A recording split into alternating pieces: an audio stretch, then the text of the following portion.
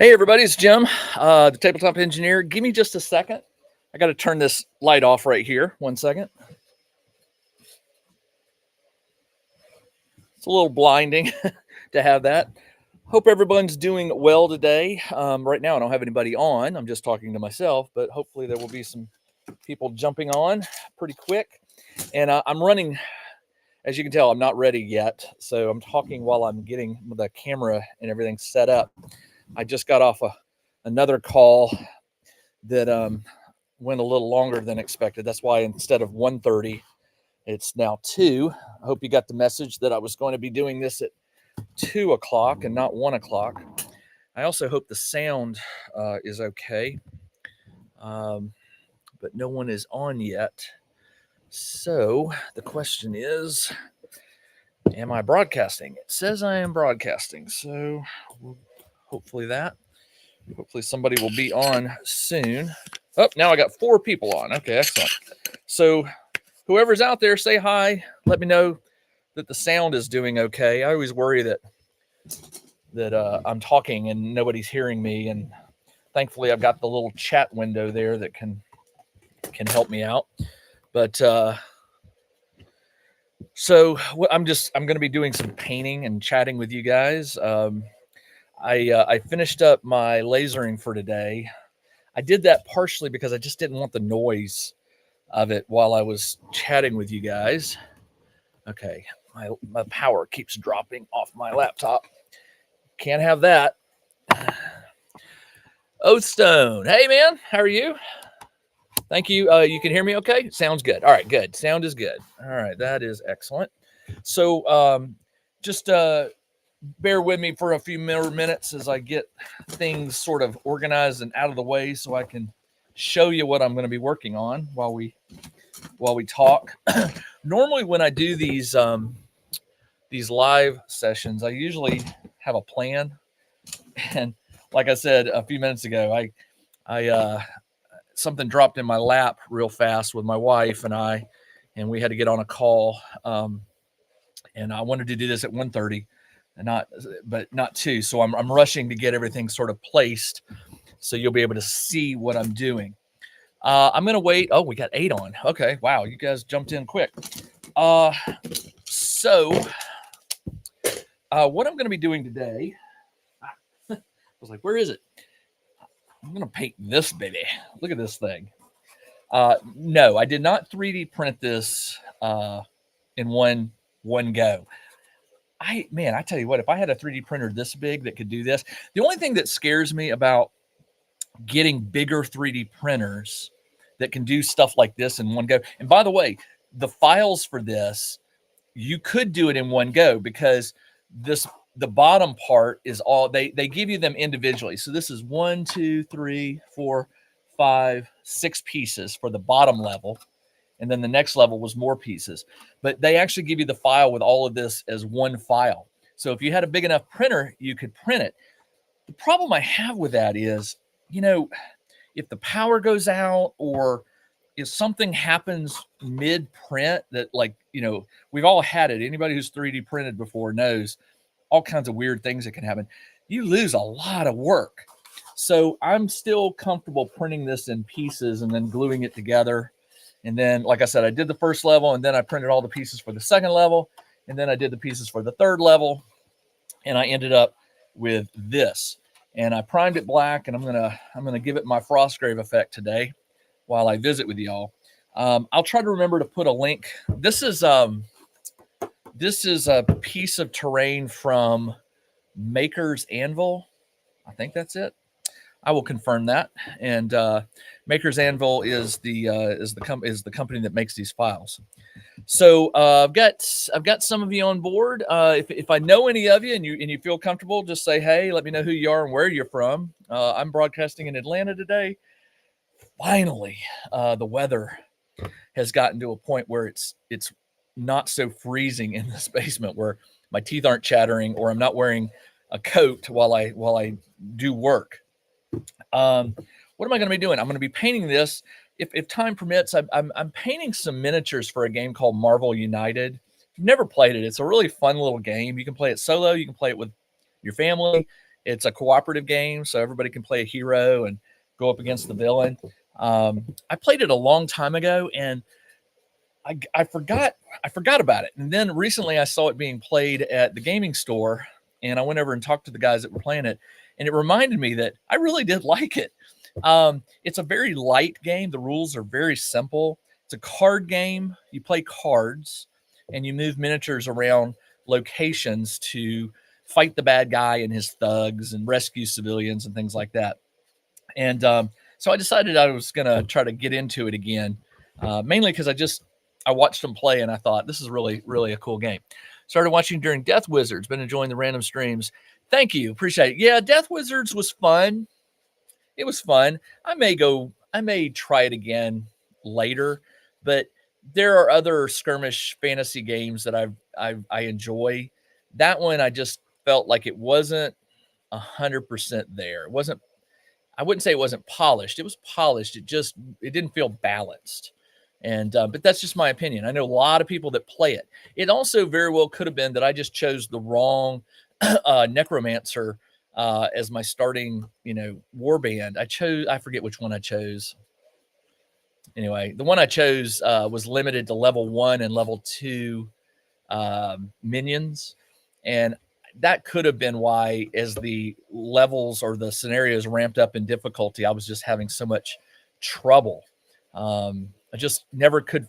I never felt like I could get my head above water and get every time I got up to like 8 or 9, I would get whittled down to 3 or 4, and I'm all for hard games. I play a lot of games that you don't win very much, but that game felt like I should have had better odds, or at least the game should have been close. And in some cases, it was not close. Hey, Jim, didn't get a notification you were live. Sorry, Ron. That is weird. Yeah, 2 o'clock. I hope you got the Facebook message that I was going live at 2, not 1:30. I had to put that off. But, yeah, I don't know why. Sorry. That must be a YouTube thing. But sorry. Anyway, let me push this back. I'm going to go off camera for just a moment just so I can go around and make some room. And, oh, man, that's heavy. Okay.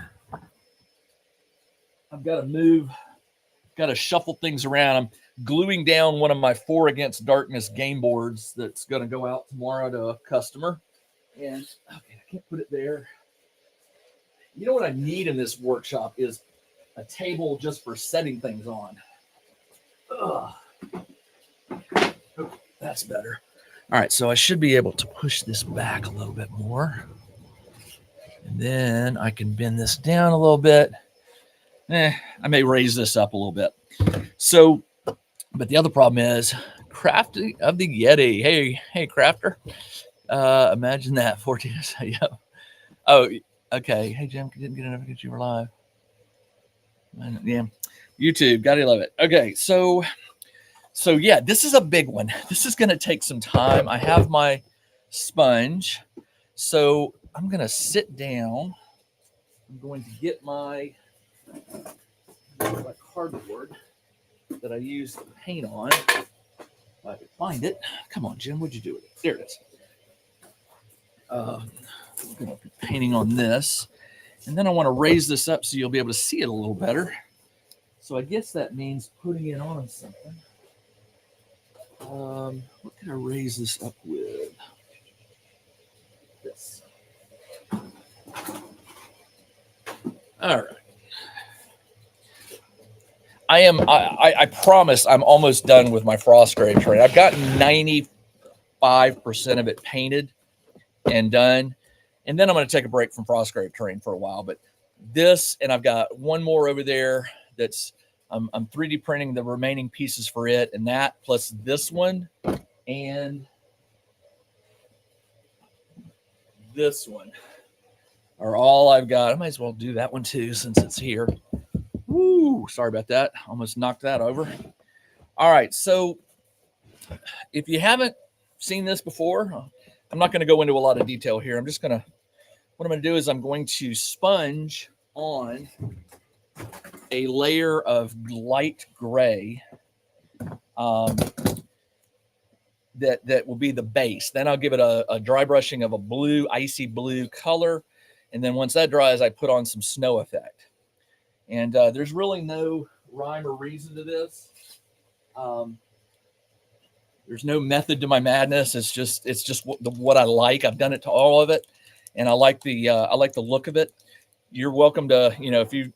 I always recommend people try their own style. You don't have to mirror mine, but that's huge. But it looks, but yeah, it's let's see, 6, 7, 6, 7, 8, 9, 10, 11, 12, 13, 14, 14 pieces individually. Most of them are about this big, and then glued all together. And but it's going to look so good on the table. I agree with you on that. So again, what I do is I just start out with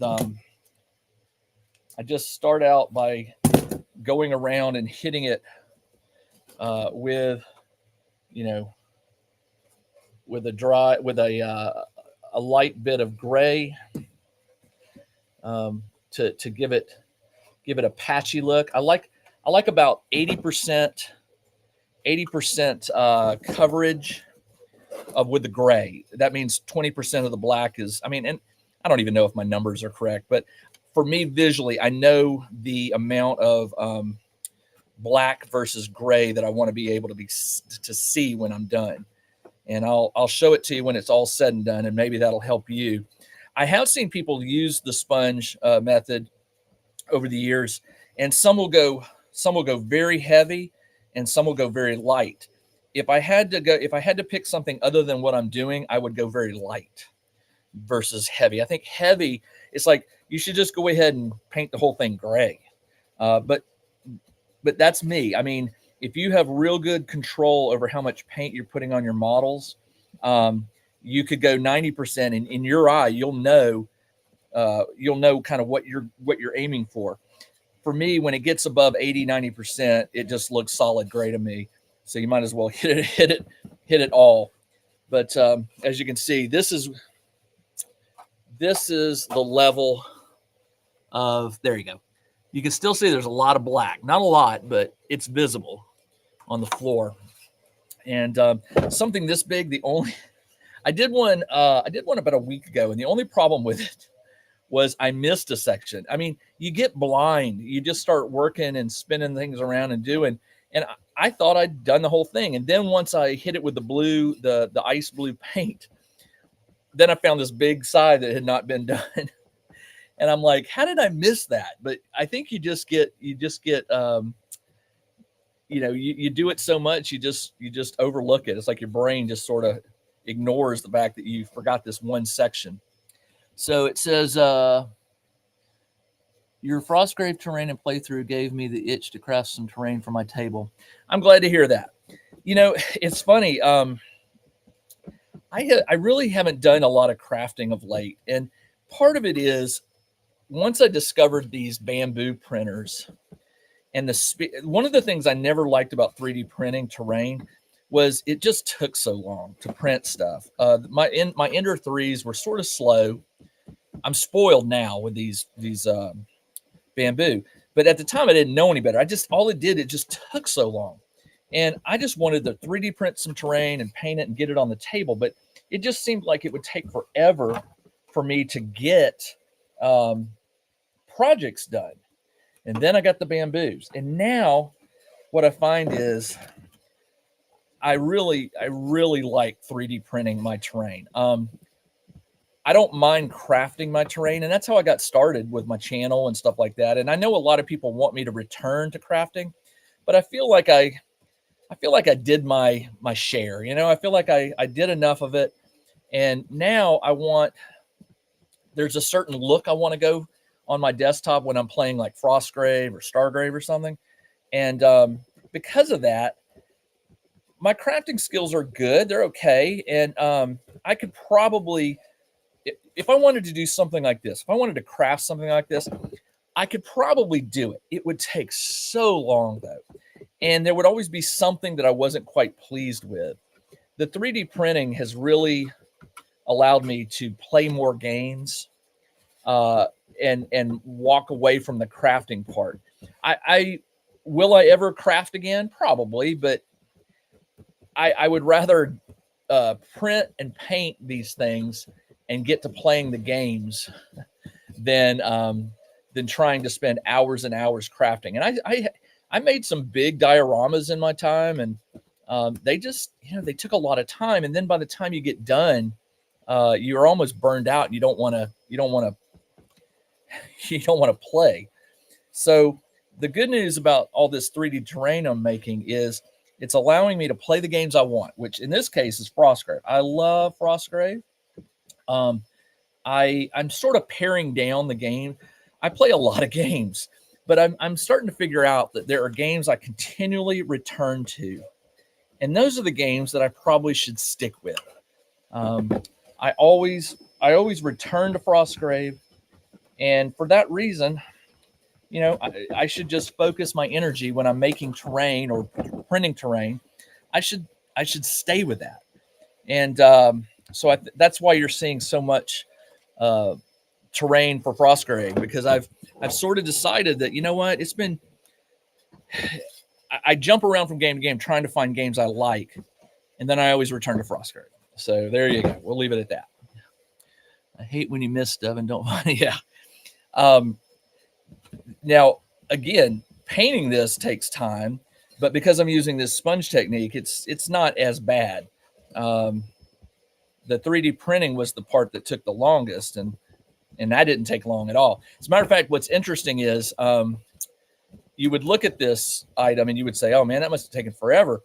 I printed this in 2 days because I have 2 printers. Almost all of the parts, I can fit 2 per print bed. So it's, what did I say, 14, 13 parts? So it was 7 print jobs, 2 per job. And I ran, and what I do is I go through the files before I start printing, and in my 3D printing folder, in order to keep track, because I don't know how many of you have done this. Have you ever 3D printed something this large and printed something twice? I did it one time. One time I printed something twice, and it wasted like 6 hours. I was so mad at myself for doing that I came up with this little, this system for my folders, so that I knew what was printing, what had finalized printing, so that I didn't make that mistake again. And so whenever I download something like this, I create a folder system. I have a folder of all the pieces that are going to take 6+ hours to 3D print. And I put them in this folder. I have another one that's anything less than 6 hours. I put in another folder. And the reason I do that is because I like to use my printers when I go to bed, because it's magical. You go to bed, you wake up, you come down, and something's done, right? Whereas during the day, when I print something big, constantly checking it. Is it done? Is it done? So what I do is I tend to save a lot of the smaller, shorter things that are like 4 hours, 5 hours for the day, because what I can do is I get an alert on my phone when it's done. So for 4 hours, I usually come down in the morning, start a print job going, and then I get a notification when it's finished, and I come down and I do another one. And then before bed, what I usually do is I usually start those print jobs that will take 7, 8, 9 hours. The longest one for this was 7 or 7.5, and it was one of the bases with a lot of rocks and stuff. And so, I submit that at night. I upload that at night, go to bed. The next morning I come down, it's done. And so it just makes these things go a lot quicker. And that's my 2 cents. You do you. There's so many options out there now. At the end of the day, just do what you want. Yeah. What kind of terrain is that? Artistic. This is 14 pieces. This is from a company called Maker's Anvil. I am 90% certain that's the company name. I have 2 or 3 go-to creators that I download a lot of their files over time. I typically wait for them to go on sale. This one I got, this was a big one. This one I bought before Christmas because my mini factory had a code that you could get, I think it was 60%. And so during the month of December, I bought a lot of terrain. And I mean, I bought it because I could get it at 60%. This is normally $15 or $18, somewhere around there. And so I got it for like, $9 or $7 or something like that. Totally worth it. I like paying people what they're worth, but there's a lot of options out there for 3D printed terrain. And I try to buy more terrain, not less. So that's why I use codes. And I feel like, the creator, got there. If enough people buy it, and the way I look at it is you're seeing this, and if just 5 or 6 of you guys watch these videos and you go out and you spend the money, I feel like, hey, I sent the creator some work. I don't know this person or this company. I don't know who they are. I just saw it and I was like, I love it. That's my vision of Felstad, which is the frozen city in Frostgrave. And so that's why I went crazy just trying to buy up a lot of their stuff. And for those of you who've seen my Frostgrave collection, my new Frostgrave collection, it all has a similar style, and I love that. And I've waited a long time. Some of you have already heard me say this. I've waited a long time to get a Frostgrave table that I'm proud of, that I want to play on, that I love to take to the game stores and share with my friends and stuff. And it's taken a while, but I'm finally there, and I'm able to get these pieces. And so I buy it if it matches the style that I'm going for. I'll buy it, even if I don't necessarily print it right away. Like I said, I bought this in December, and I had other stuff I was printing. So this has been a month or more that I've been holding on to it, wanting to paint it. Let's see. Thanks for the answer. Really appreciate your training. Looks amazing. Thank you. It looks good, and I take no credit for it because it's a company called Maker's Anvil, and they do good stuff. There's a lot of creators out there that do good stuff. I'm not just, but this is one company that if they release more ruinous terrain like this, I'm probably going to buy it. Although I don't know. I've got a lot of Frostgrave terrain right now, a lot, and I need to chill for a while. One thing I'm going to be doing very soon is a lot of Stargrave. I'm going to start up on some Stargrave sci-fi terrain that I've been collecting, and can't wait to do that because I'm a big fan of Stargrave. And if you don't know that, it's the sci-fi version of Frostgrave, and definitely a great game. So what I'm doing right now is I'm just looking for areas that I missed, and I'm seeing them. Okay, so I got to go to the inside and the back side. There's this gap right here. It's going to be a little tricky, but I can do it. I'm new. Okay, golly, I need to find a way. I'm going to email this company and find out how to make this larger.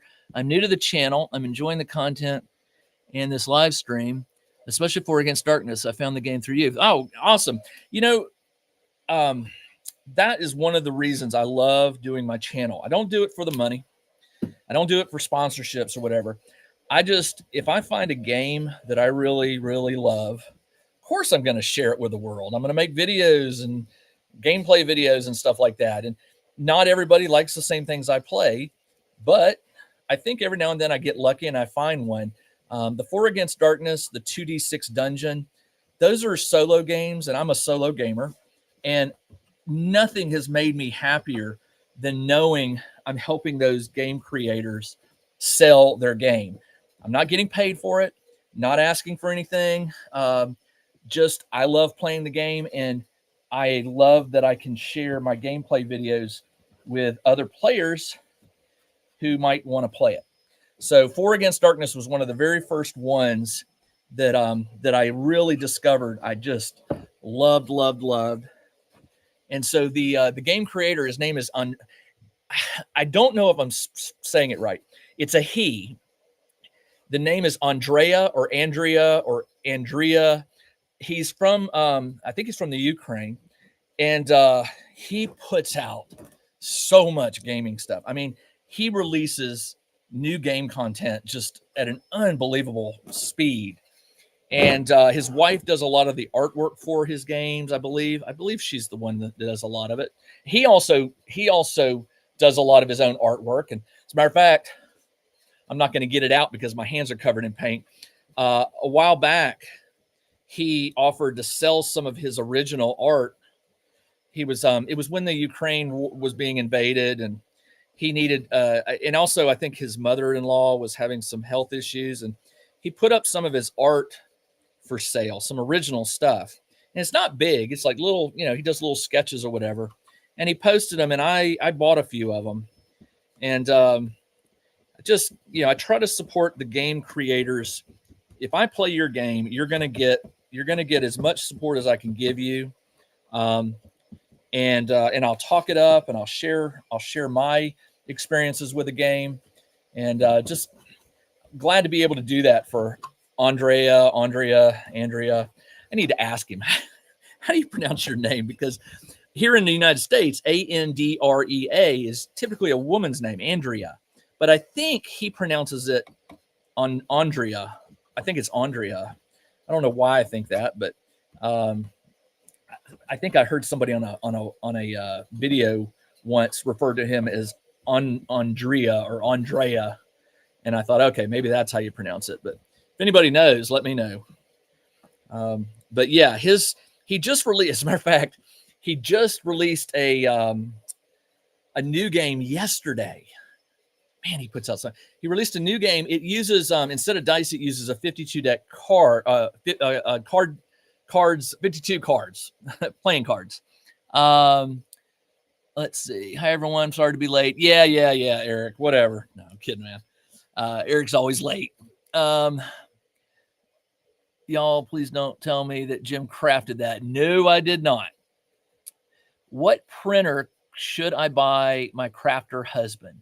He has resin, but wants to expand to filament. Well, listen, if you talk to a lot of the people on this channel, I think Eric could probably tell you, he just bought a brand new A1 from Bamboo. I have those two back there. Those are Bamboo P1Ps. The P1S comes with an enclosure. I didn't care. I got the P1Ps, which are open. They don't have walls, although you can print. It has files where you can print your own enclosure if you really want to. But I just like having mine open so I can get in there quick and stuff like that. But listen, there are so many 3D printers out there.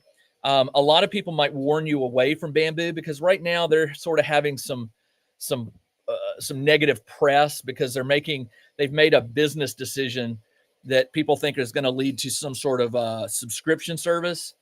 I don't buy it because I can always copy a file to a smart what do you call it, a SIM card or a memory card, and insert it in and print from that. So the whole thing of paying them so that I could upload a file to the cloud and then send it down, it's convenient, but do I need it? No. Depending on the cost, I might invest in it. If it's too expensive, then I'll just submit my files to the printer using the memory card. It's not a big deal to me. But that's Bamboo. There are other 3D printers out there, and I wish I could tell you which ones are the current hot ones. Because I've been so happy with the Bamboos, I haven't really paid attention to a lot of the channels that focus on the latest, greatest 3D printers. When I reach a point where I need a new 3D printer, I'll start my investigation. I'll watch reviews and channels, and I'll see what some of the guys out there and girls are promoting.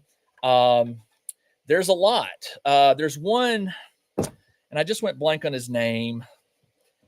There's one guy that reviews just tons and tons of 3D printers, and I really like his channel. And so he's the one that actually put me onto the Bamboos. And because I'm so happy with the Bamboos, I figure another couple years or more before I'm in the business or in the in need of another 3D printer. If Bambu's not in business at the time, or if they're not selling the P1Ps, I don't know, I'll get something else. But I can tell you, to answer your question, I love my Bambu printers. They are fast and they are good and they're reliable. That's just my 2 cents. Take it as just take it as my opinion. I don't have any familiarity with the PS1. No, the P1 P1P or the P1S. Those are the 2 Bambus that look like this. I thought Eric, I don't have any familiar with the PS1. I thought you got the A1, Eric. I could be wrong. Kate says, excellent. Thank you. Kentucky Faux Hammer. I must have missed something. I love Ron loves his A1. All right, let me look around here. Did I miss anywhere? Yes, I did. Jabbering with y'all, but I'm kidding. I would rather talk to y'all than do this, but I knew that I was like, there's going to be something I missed, and there's probably still something I missed, so I'll have to do another looky-loo around the thing. So what I do is I give it this dry brushing or this sponging with the gray paint, and it dries pretty quick. That's one of the reasons I also like this technique is you don't have to wait a long time. When you're just putting a light coat, dabbing it with a sponge, it dries. So, there's a wall. Missed another one. My hands are covered in gray paint, but that's okay. That's part of, okay, I'm going to need more gray. Uncle Jesse, that's him. Uncle Jesse, thank you. That's the guy. I was going to say, I almost said Uncle Adam, but he's the one that reviews the war games. But I was like, it's Uncle something. Uncle Jesse, that is him. Yeah, if you want to really see some good in-depth reviews and actually see like things he prints with them and stuff, Uncle Jesse's channel. And it's not Uncle Jesse's not the name of the channel, is it? I thought it was something else. But I subscribe to his channel and I get notifications, so I can't remember off the top of my head what the name of that channel actually is. Sorry. Okay. All right. I think that is it. Famous last words. All right. Let me look. All right. Come around here. Look down in here. Yep. Down. Let me look from above. Okay. I think I got it. Let me get a towel real quick. One of the things I don't have in my basement that I wish I really did is a wash station or a sink. This is an unfinished basement, so I have to go upstairs anytime I want to wash my hands. But since they're dirty anyway, I'm not gonna worry about it. I was gonna paint some miniatures, but I'm not now. I think I'm gonna finish this one because I'm kind of excited to get it finished. Uncle Jesse does it. Okay, so we already got that. So I was thinking Tony there for a minute. Yeah, he got an A1. Okay, excellent. I was thinking that's what you had. I'm going to set that. Well, didn't do this one. Yeah, my hands are dirty. Let's go ahead and do it. I'll move this over here. And this is a smaller one. This is again, Maker's Anvil. And definitely, like I said, it's one of my go-to companies for making 3D printed terrain to print. And I will try to remember to I'll try to remember to post a link on the video in the video discussion once this video goes. It's a live chat, but then this conversation, this chat is an embedded chat, and then people can post comments for the video once it goes live, once it's out there and not live. I'll post it in the comment section because I'm going to need to find it. I'll post that in the comments if I'm wrong. It's Maker's Anvil, but I'll get you a link so you can go find this stuff. And I mean, there's a lot of it. He has, or I say he because I don't know who it is. He or she, the creator. They have a bunch of different settings. I don't know if you would call them cities or what, but I think it refers to city names. So I think this is Arkenfell. Let me see real quick. I retired that folder. I think it's called Arkenfell. And then, like I said, there's other ones. But if you're looking to go with a style, a look, and have that sort of standard, there's a lot of the Arkenfell terrain that you can grab, and it all has that. It's all the same scale, like doors and windows and bricks and things like that. I do have some non-Maker's Anvil terrain that I use in Frostgrave, and it looks good. The only thing I don't like about it is it's slightly off in terms of scale. Like the stonework is a different size. The doors are just a little off. But when you're playing a game, you hardly notice it. I would notice it because that's the kind of thing I tend to notice, but not everybody does. I think some of the guys I play games with, they would never even notice if I didn't say something. But yeah, this one right here is a certain locale, and I think it's Arkenfell. I don't know if it's the city of Arkenfell or the castle Arkenfell, or I don't know, but it is a standard look and style that you can get more of. And when I say more, I mean there's a lot. I've probably got 8 or 9 of those big ones right there. Most of them I've got printed. A couple of them I don't think I've started yet, and I probably won't for a little while because they're massive, and I'm just not sure I want to have like one mega piece on the table. I prefer like a couple big pieces, a couple smaller scatter type terrain pieces, and but yeah, this guy or this company has some massive sized terrain that you could print out. And like I said earlier in the video, they make the files available in pieces, so you can print it pieces, and they also make some big ones. So if you have a big printer, you can go crazy and print it in like 1 or 2 shots. But I always get nervous that I'll have a power outage or something that will cause me to have to restart the print job and waste a lot of filaments. So I tend to be okay printing in small increments or whatever. Let me pull this closer. I'm working on becoming an empty nester soon, so I'm looking forward to using a room to buy and use my 3D printer. I should watch Uncle. Yeah, definitely watch Uncle Jesse. I'm very fortunate that when we moved into this house, I'm very fortunate because the basement was unfinished. If it had been finished, I think my wife probably would have found a use for the rooms in here. There's like 1, 2, 3. It's broken into 4 sections. I took 2 of them. I'm almost expanding into the 3rd one, and it drives her crazy. But we're not going to be in this house long enough for us to really want to spend money on finishing the basement. We'll let whoever buys the house after us, let them deal with it. Like kind of, we had intention. We're like, oh yeah, unfinished. We can do what we want with it. My mind, I'm thinking, ooh, workshop. Yeah. And thankfully, like I said, my wife did not have any plans for it because it was unfinished, which means it was mine.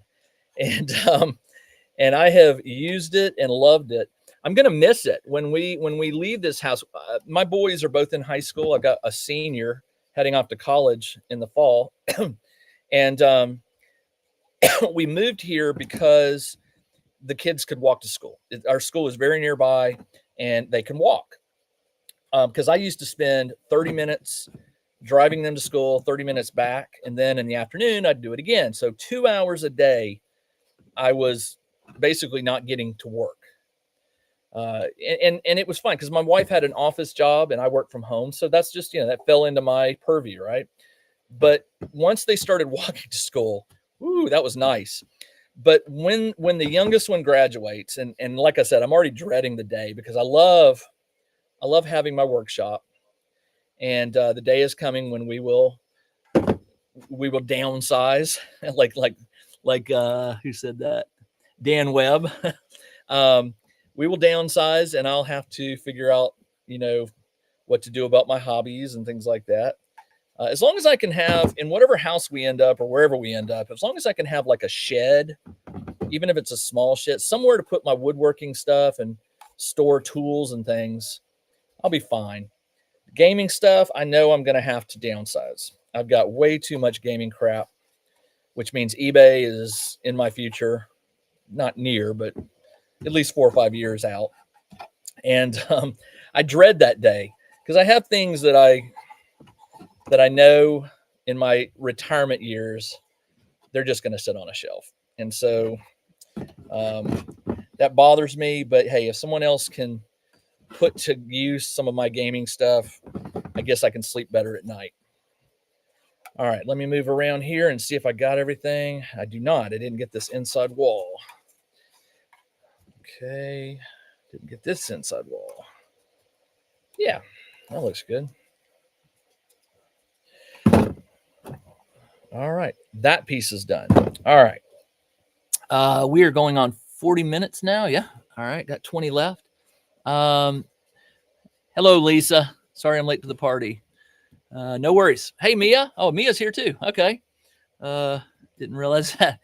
The writing is so small on my screen because I have to put it further back so you guys can kind of see what I'm doing here. I have to lean in and take a look. So this is another one of those pieces that I'm doing. For those of you who are just joining, you missed this. This is what I just sponged up.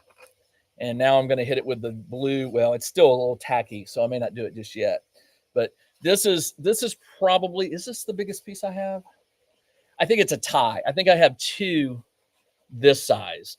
And for a 3 foot by 3 foot frost grave area, this would probably have to be in the center or on one side because I think if I put 2 pieces this size, it'd be fun. And I might do it. I don't know. We'll see. It depends on what it looks like because it's all about what it looks like on the table, right? I mean, if it looks too much, then I'll scrap it. But if it looks cool, I'll probably play a game with it. But man, this looks so awesome. And by the way, it's not heavy at all. You can see it's mostly hollow. Okay. Mostly hollow. So you could probably knock it off with an arm swing, a real good arm swing, but it does at least have a little bit of a heft to it when it's sitting on the table. So yeah, that's what you missed if you just arrived. So there was something else I wanted to talk to y'all about, and this may or may not affect you, but it could affect you in the future with any game you choose to get involved in. So some of you who know me, there's 2 card games that I just absolutely love. One is called Arkham Horror, the card game, and it's by Fantasy Flight. And the other one is called Marvel Champions, also by Fantasy Flight. It just so happens I didn't discover Marvel Champions because I was looking into Fantasy Flight games. I just happened to discover it because my youngest son saw it being played, wanted to learn how to play it. I bought us some decks, and next thing I know, we were totally into it. So just yesterday, or maybe it was Saturday, or maybe it was Friday, I can't recall. Friday it was. Fantasy Flight had a live stream where they made some announcements regarding their games, their card games. They call them living card games. And they're living card games because they're not like Magic. Their philosophy is you play the game, there should be no cards that just anybody can't get, right? I mean, with Magic, you buy decks, they're blind, you open them up, oh, look what I got, or but another person opens the deck and it could be anything else. With the living card games, you buy the cards, everybody has the same cards as long as you buy the same boxes or expansions, stuff like that. So Marvel Champions, I'll start with that one. It's been out for 4 or 5 years, maybe longer. I don't think it's been out that long, but they released you play a Marvel hero. So think the Marvel movies or the X-Men movies, and there's some non-X-Men, non-Marvel, I think. But there's like Guardians of the Galaxy that you can play. There's some Defenders you can play. Anyway, you play a hero, and you can play solo or you can play with a group of up to 4 players. And you join together as a team and you fight a villain. The villain is run as a non-player character outside of the table, off to the side, and you're trying to defeat the villain.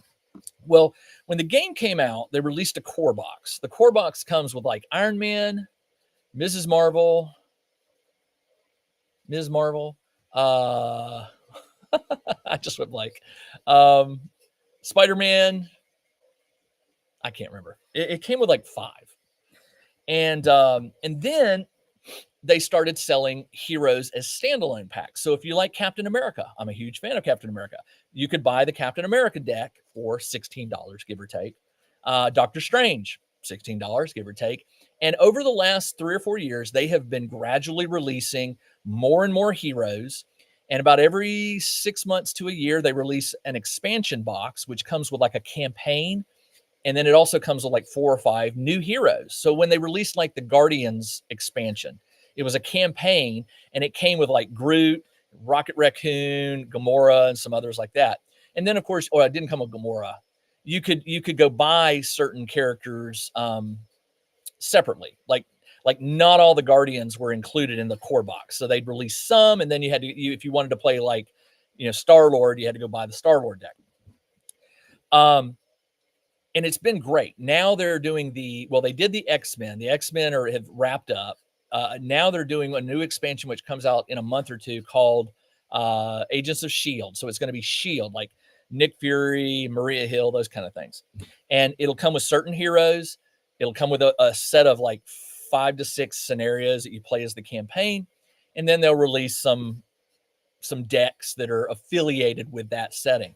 There's been rumors that they're going to do a Fantastic Four campaign, which I'm sure they will. They would be stupid not to. So many fans.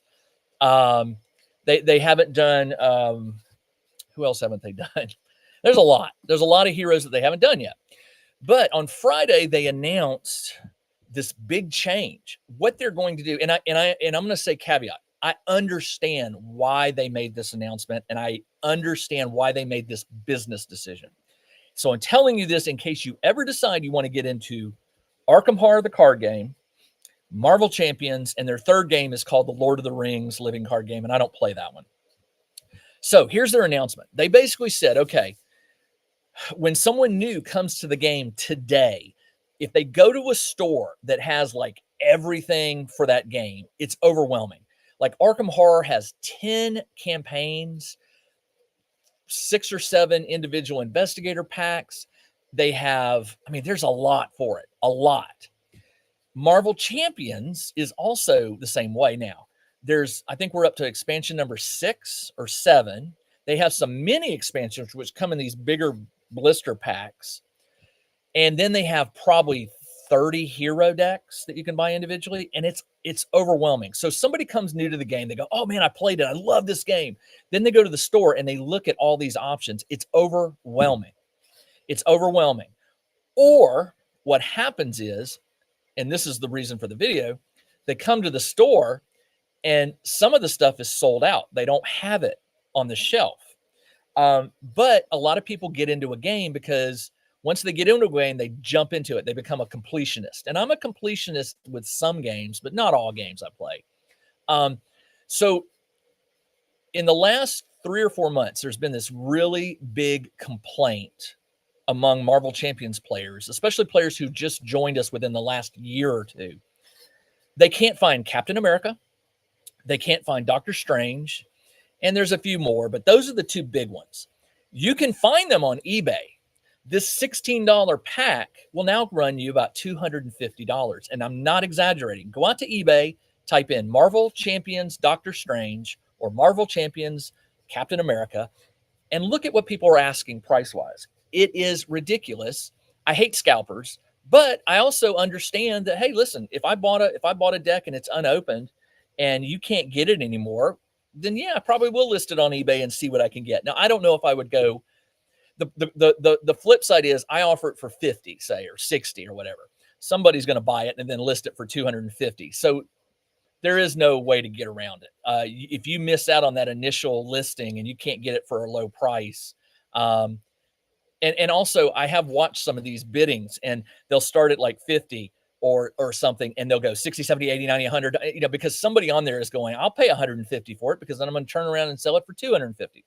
So the complaint is that Fantasy Flight, they're not reprinting some of these decks, or they have reprinted them, but they don't have a reprint right now. And people are, this game has exploded. Marvel Champions right now is so popular, and it is fun. I meet twice a week. I do Thursday night and Saturday morning with a group to play Marvel Champions. It's fun, but I feel so bad for these new players who have discovered the game because they will not get to play Captain America or Doctor Strange. I have both of those decks. I like, and the reason I have them, I like those characters. I love Doctor Strange. He's my, after he and Iron Man are my two favorite. He and Iron Man and War Machine are my three favorite Marvel heroes. Captain America number 4. I've had them. I bought them when the game, was in its youth, and I got them and I have them, and they are fun. Doctor Strange is very powerful, very powerful. It's hard to lose with Doctor Strange. You can, but it's very hard. If he's on your team, you got some strength. Captain America, you can lose, but Captain America is just a fun deck because he can be a fighter and a thwarter. And those are two, you may not understand the game, but you're either attacking or you're thwarting. Thwarting is where you're trying to remove points that the bad guy has put on the board. And when he gets a certain number, the game ends. That's thwarting his schemes. The other thing is he has health and you can fight. So Captain America is good at both, whereas most decks, it's one or the other. That is a generalization. You could argue, and there are Marvel Champions players that will argue with me that any deck can be a good thwarter or a good attacker. It just depends on how you customize it. And it is customizable because let's say you buy 10 packs, right? This is another point I want to get at. You buy 10 packs. Not only does it come with the hero deck and special cards, but they always add in like 10 or 15 bonus cards that can be used in other decks. So that's what makes it customizable. And what has happened is some of the decks that have gone out of print, they had cards that are considered go-to cards. Like people, if you're playing an aggression deck, which is what I do, this is the card. It's in every aggression deck I ever play. And if it didn't come in the Captain America deck, it may have come in the Doctor Strange deck or something. And so Friday, Fantasy Flight came out, and this is what they said. They said they are dividing all of their living card games into two categories, legacy and current. What they're going to do, and they didn't say when, they said they're going to draw a line in the sand. Anything that was released before this date is going to go legacy, and it will not be replaced. It will not be reprinted. Anything on this side is considered current, and it will be in print and available for purchase. Now, the idea is that at some point, things in current will slide over into legacy because they'll add something to current. I understand the argument. The argument was this. I'm a new player. I go in. I am overwhelmed by how much there is. Instead, what they want to offer game stores is this is what is current. This is all you need to sell. It'll be a limited stock. It won't be 30 items. It'll be like maybe 5 or 10. And the logic or the argument is that it will hold.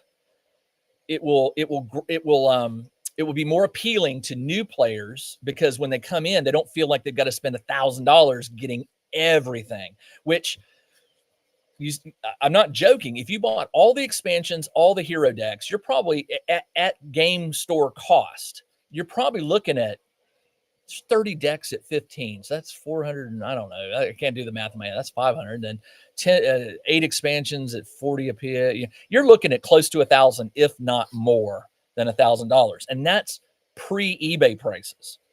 So I get the argument. And the argument holds for Arkham Horror. Right now, Arkham Horror has 10 expansions out, and some of them are out of print. You can't get it. You go into the store, you're like, I can't get that. And Arkham Horror is just as popular, maybe even more popular than Marvel Champions, because once people who are in the mythos world, who like me, fans of H.P. Lovecraft and the mythos, once they discover Arkham Horror, they're like, holy crap, this is a great game. And it really is. Then they go to the store and they they go to Wikipedia and they see all the expansions for it, all the different offerings for it.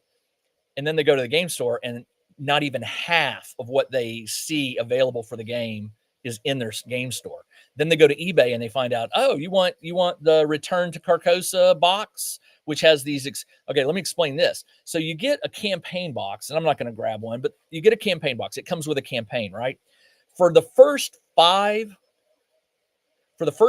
campaigns they ever released for Arkham Horror, they're old. I mean, they've been out for a long, long time. For those, they released these little mini boxes called Return to, like Return to Dunwich Legacy, Return to Carcosa. These boxes had extra cards in them to replace original cards, and they had bonus cards, and they had other twists to the story, and they were very popular. And those of us who played the game, we would go out and we would buy the Return to box because it made the original just even that much better, because now I can play the original version, I can play the Return to version, and I can mix and match and tweak it the way I want. Well, guess what? Fantasy Flight no longer prints the Return to boxes. They never will. They're not going to. I don't know if it was because they didn't sell well, although I will say they were hard to find. You would go out and a store would have 10 of them and they'd be gone. Go out to eBay, you'll find them, but they're ridiculous prices. They're not going to do those. And again, those were items that if they were on the shelf and somebody came in and said, I want to get Return to Carcosa or the Path to Carcosa, they might see the box that says Return to Carcosa and they'll buy it. And then they'll go, well, I want that campaign and that return. It's overwhelming. So I get why Fantasy Flight made this choice, but it has not gone over well for Fantasy Flight. The overall, I went out and read comments on the videos on not just their stream, but also other channels that cover Arkham Horror and Marvel Champions. And this is a non-scientific poll, but if I had to guess, I would say it's 80% to 90% Fantasy Flight is making a mistake. I'm not going to buy any more of this game. I don't even want to get into this game. And then there's 10%, which frankly I'm part of, that understands why they did it. They want to keep building on the game. They want to keep releasing new content, but they recognize that they have to retire some older content so that they don't have these game stores trying to order one of everything. And if I was a game store owner, I would not want to have sitting on the shelf game content that's not moving, not selling, because it's older and there's no demand for it. Now, right now, everybody's up in arms. Like, there is a demand. Print this. Okay, let's say they print 10,000 Captain America decks. Well, if 2,000 people are screaming right now and go out and buy it, that's 8,000 packs that are still out there on the shelf that are not selling. Fantasy Flight has no real way, at least I don't know of any way, that they can judge the size of a demand.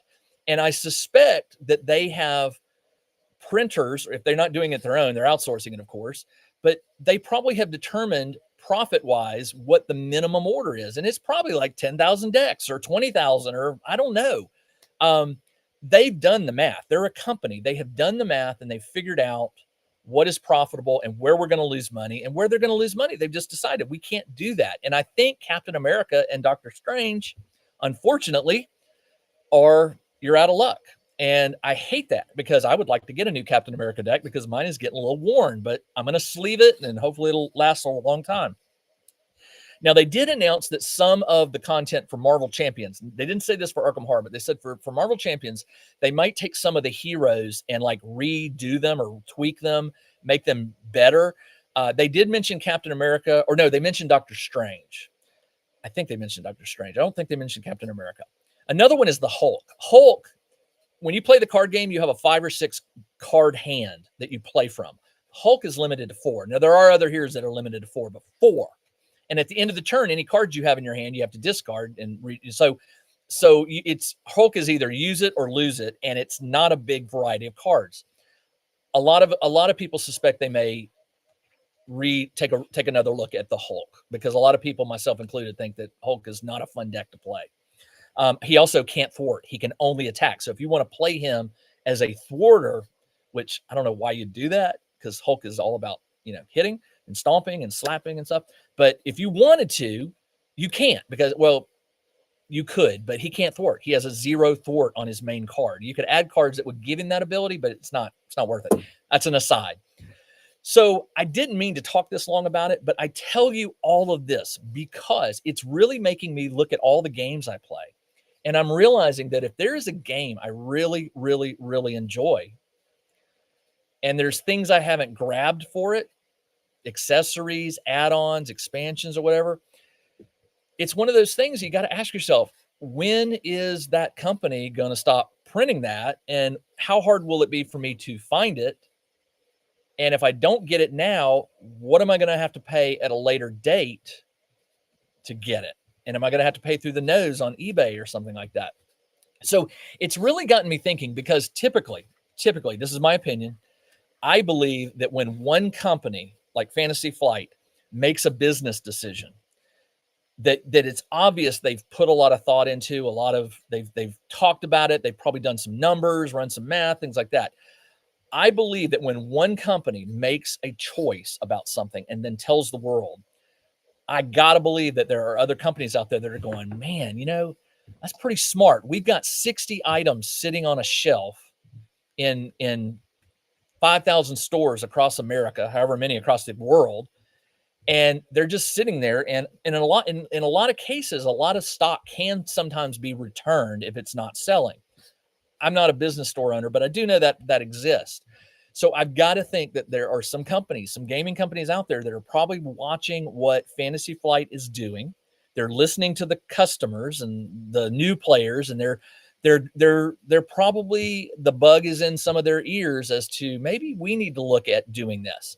So I'm currently looking at games that I play that I'm like, okay, do I have everything that I want? If that game were to close tomorrow, nobody else, they're not going to sell it anymore or whatever, do I have everything I'm happy about? Or do I need to pay a visit to the game store before it's not available? I will tell you this, the minute it's announced, eBay goes nuts, because when they made this announcement on Friday, I went to the game store on Saturday and I bought the only Arkham Horror expansion that I didn't have. It was called the Innsmouth Conspiracy. It's the only one I don't have. I always assumed, I'll get it when I reach that point or whatever, or I'll get it when I have some extra cash laying around. I went to the game store. They had 2 copies of the Investigator box and 1 copy of the campaign. 1. I grabbed it. I grabbed the 1 of 2 Investigator boxes, which come with the Investigator decks. It's a smaller box. And then the campaign box is the campaign game. I bought them. I bought them. I brought them back to the house, and and I am done. There are a couple things in the Arkham Horror universe that I don't have. There's one called Barkham Horror. It's an expansion where you play a dog investigator. It's a one shot. You play an animal. I think you play a dog, and it's a joke. It's like an April Fool's kind of thing where you're playing a dog investigator, and everything centers around animal terminology, like Barkham Horror, right? It goes for $250, $300 every time I see it listed on eBay, which every now and then I do type it in just to see. Because if somebody was offering it for like $75 or $50 or whatever, I'd probably grab it because I would play it, and it would be the completion, because I have all 5 of the Return to boxes. I do have all the campaigns now. I have the 5 special investigator decks that they've sold, but I don't have everything. I don't have the investigator card holder. I don't have Barkham Horror. I don't have I have some of the older campaigns in its old format, not the new format. I don't care. I'm not a completionist when it comes to Arkham Horror, except I do want the campaigns. So I went and bought it. But it does make me realize there are 2 or 3 Marvel Champions heroes that I've lost the decks, like lost cards. I don't know how, sometimes when you're playing the card game, your cards might go into your a friend's hand, and you just got to remember to return it. I'm sure over the years I've been playing this game that some of my cards have just, not intentionally, but they've gone home with somebody. But there are 2 decks that there's Black Widow and Gambit. Those 2 decks I can't play because I'm missing cards from them. I might go to the game store and rebuy Black Widow and Gambit, which are still in stock. Those aren't any that they haven't traditionally sold a lot of, so I know I can get them. But Lord of the Rings, Foehammer does more in-depth reviews and less sponsored reviews. Oh, okay. Why doesn't Fantasy Flight go with print on demand? That's another question that people have. I've seen that in comments. It's like, look, if you're going to retire something, then make it available as a print on demand. Maybe they will.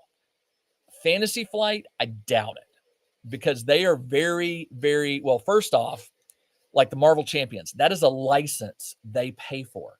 If they offer a print on demand, they still have to pay probably a fee to make that available to the public. And if they make it for free, they're losing money because they're paying that license fee and people are downloading it and printing it and they're not getting any cash on it. Now, let's say they do charge for it. Well, okay, that's fine. But for them, once that digital file is out in the world, it can be copied, right? People can distribute it. They can put it on illegal download sites and stuff like that. So my gut hunch is that Fantasy Flight is not going to make Marvel Champions stuff print on demand. I could see them doing it with Arkham Horror only because the Lovecraft mythos is open source, not open source. I just went blank on it. General public domain. Public domain. It's public domain. But Arkham Horror is owned by Fantasy Flight. That's their brand, Arkham Horror. And they have any money from it comes to them. I could probably see them doing some print on demand options. But again, it comes down to maybe they don't want to because they don't want to see their files being put up on sharing sites, which we all know there are companies out there, or not companies, there are individuals who think it's funny to pirate other people's intellectual property. So who knows? I feel so much better knowing I'm not alone about being a completionist. That's what me and Zombicide. All right. Oh, you mentioned Death May Die. Oh my gosh. Death May Die is going to be my death. I am a completionist. I've got everything. No, I don't. I don't have the giant statues, and I don't care about those. Don't care about the giant statues. But I have all the boxes, all the investigators, all the add-ons, all the comic book expansions. Yes, I went a little crazy, but it's only because I love that game so much. I went completionist. Now, Zombicide, not a completionist. I have the basic game, second edition. Is it on a second or third edition? I think it's the second. I have Zombicide in there. I've played it occasionally. I don't play it a lot, but my gaming group, all of a sudden, they want to start playing Zombicide. So maybe I'll get into it, but I am not going to play catch up with Zombicide. There is so much out there. I'm just like, not going to do it. I could scan yeah, you can. As a matter of fact, the database, Marvel database, has a pretty good image of all the Captain America decks. So you could take those images, print them on cards, put them in a sleeve with a backer, and you'd be fine to go. So yeah, you totally could do that. You wouldn't have the inserts or like the rules and things like that that sometimes come with it. But then again, somebody's probably scanned that somewhere. I wouldn't doubt. I'm selling my giant statue. Dan, I want it. Kidding. No, I just, when I saw it on the Kickstarter, I'm a realist. I go, okay, do I need it? I want it. I want it. That's cool. It's a Cthulhu or a Godzilla statue this tall. I want it. Do I need it? Do I need it? Is it going to make my games better, or is it going to add something to my gaming hobby? Or am I just going to end up putting it on a shelf and then in 4 years, 3 years, 2 years, sell it to somebody who they're in my boat, right? So I made a hard decision. I was like, you know what? I'm not getting into this. First off, I don't want to support CMON or Come On.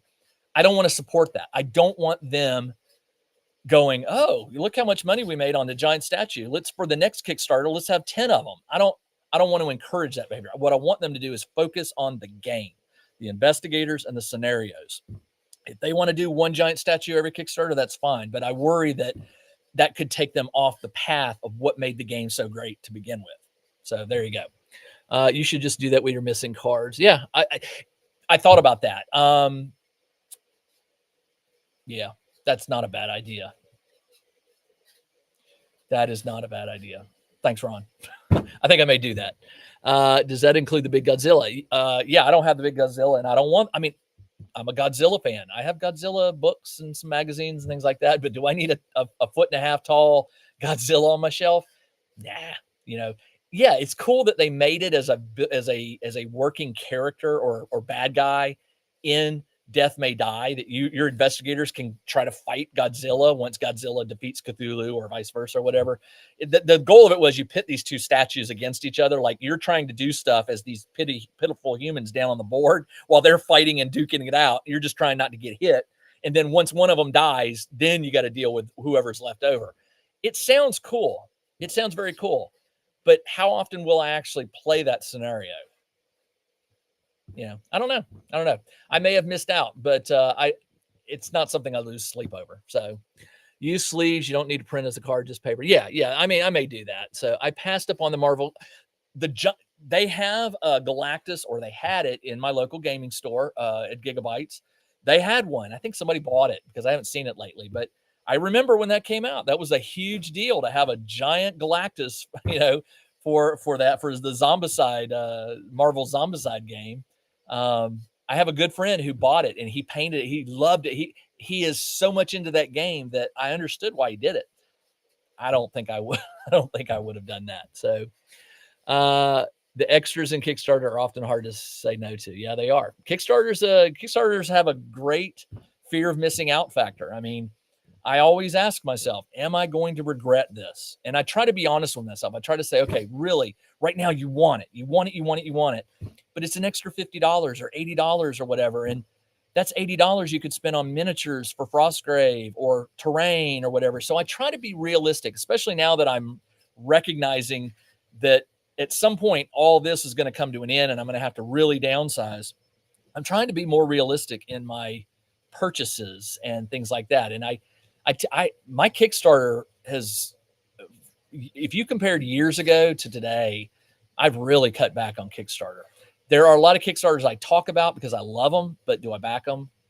Probably not. I mean, I skip so many these days because it's just another game that could go on the shelf that I may never play.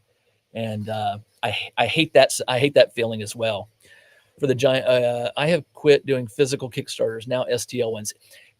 That's a very good point, Ron. Companies like Fat Dragon Games, I think we're going to start seeing games kickstarted. I don't think we'll ever see a full replacement of like board games that you get something, it's a packet. You're just like, the concept of download the rules, download the STL files, print the STLs out, and then play the game. I like it because I do that. I paint miniatures, I 3D print, but not everybody does that. So I don't know if that type of game Kickstarter will ever explode. I doubt it. Could. I don't know. I guess if 3D printing ever got to a point where it was like a toaster in your house, it was just there, and it was just when you needed it, you pushed go and it was done. I could see that, but so many people either don't have the financial means to get a 3D printer, they don't have the technical means to like finagle with it and learn how to use it, or they don't have the interest, right? Whatever the reason, because that niche of industry is there now, I have to ask myself, is that the future? And I don't think it is. I think there will always be companies like Fat Dragon Games that do it because it's cool. I mean, cost-wise, to download the rules and the miniatures for what they're charging, it's a small price to pay for a game, for a full-blown game that you get. I think Tom at Fat Dragon Games, he used to do paper terrain. And he was one of the early people to start doing 3D printed dungeon terrain with his Dragon Lock. And now he's doing the Battlefront Valkyrie 3D printed Starship game. Tom seems to have a finger on the pulse of things. He's a very smart guy. If anyone's gonna do well in that industry, it's gonna be Tom, because he just seems to understand how to do it and how it operates. And so yeah, there's always that. Dark Realms Arkenville. Brad, are you offering up the name of my mini factory? Is it Dark Realms? It's not. Almost knocked some water over. Is it not Maker's Anvil? I'm glad you caught that if that's the case, because I do have some Dark Realms stuff. So maybe this is Dark Realms. Thank you for catching that. I would have caught it eventually, because after the video ends, I was going to go back and find who makes it and then put some links up. Yeah, Realms Arkenville. Hello, I enjoy your solo play. Thanks, Ron. I do appreciate it. I like making them. I love playing games, and I will record games, and my interests are all over the place. And I frequently get on whims, and I'll go this direction, and then I'll go this direction. And I know it aggravates people. They're like, "Oh, you ever going to play this game again?" Yeah, yeah, maybe in a month, maybe in a year. I don't know. Will I return to this game? Yeah, probably eventually. But I just whatever flights of fancy I are running through my head, that's what I want to play right now. I shouldn't, well, I'm going to go ahead and say it because I don't want to get your hopes up, but I'm really building towards a new campaign of Stargrave. I'm close. I'm not ready to pull the trigger yet, but what I'm doing with Frostgrave, I'm also doing with Stargrave, because they're just two of my favorite games. So I shouldn't tell you that because it's going to put an expectation on y'all. I don't have a time, maybe a week, maybe a month, but soon. Stargrave's coming, and I've got some big surprises for my Stargrave fellow Stargrave fans. When you are having it fun, it makes the videos always. I know. I hate watching playthrough videos where, and I'm not knocking anybody who makes playthrough videos, because some people make them for a business. That's their YouTube channel. That's their income. But I don't like watching playthrough videos where they're like, okay, now I'm going to roll the dice and I'm going to invest in this and I'm going to move this here. Okay, next I'm going to do, I'm like, are you having fun? Are you enjoying that game? The ones I love watching are the people who laugh. They're like, oh my God, I can't believe I rolled a 5. I needed a 6. Come on. And then you can tell they laugh when they die, or they laugh when their opponent, something. Those are the playthrough videos I like to watch. And of course, they're going to be the kind of game videos I shoot. I don't intentionally do that. That's just, if I'm laughing and having fun, it's going to come across in the video. So I'm glad you enjoy that. Where do you get your Stargrave STLs? Oh my gosh, I get them from everywhere, but the current wave of them is from, just went blank. What's the name of that company? So many of these companies have the word terrain in their name. I don't want to, I already was wrong about the Arkenfell, who makes Arkenfell. And I apologize, Dark Realms. I apologize because I thought it was Maker's Anvil. And I apologize, Maker's Anvil, because you make good stuff too. I will find out and I will let you know. There is a terrain company out there that I buy a lot of their sci-fi stuff. And I don't want to missay the name. So I'll go look at the stuff. I'll go to my manufacturer and find out where it is, and I will post a link. I'll do it for you on this video, and I'll do it on my Facebook group, the Tabletop Engineer. So it'll be in 2 places. I will not forget. I will do that for you. Oh no, you're not putting me on the spot. It's all good. It's all good. I don't want to tell you a name and have you go out there and buy $50 worth of stuff and then realize later the stuff I'm painting or making is not what you got. But there are some sci-fi terrain pieces I have that don't mix well with others. And so I've been trying and successfully 3D printing some stuff that I think has this cohesive look to it and style that matches what I want in a sci-fi setting. I'll go ahead and tell you, I don't like shiny, happy sci-fi. I love it on TV and TV shows, but when I'm playing a war game, I go for the Star Wars aesthetic, the original series, right? Everything's sort of dirty, looks beat up. That X-Wing fighter might take off. It might not. I like that beat up, worn future look. That's not to say that I might occasionally have a game that's very bright and shiny, happy people looking, but I don't go for that polished, very shiny. Now, I do when it comes to Cyberpunk, although I don't play any Cyberpunk games yet, and that's a hint. I don't play any Cyberpunk games, but if I did, I would want that bright, shiny, chrome, neon look.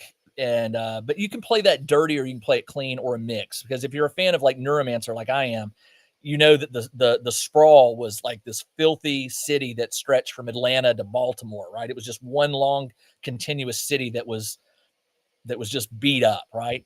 But then again, you see the Star Wars, the prequels, and that everything's so clean and sparkly and stuff. Some people love that, and I don't fault anybody for what makes them happy when they have it laid out on the game table.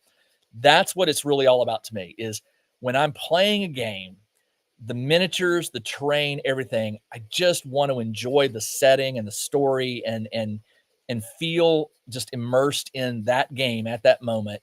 And so that's why I'm very picky about the terrain that I paint, paint, and then throw on the tabletop. So there you go.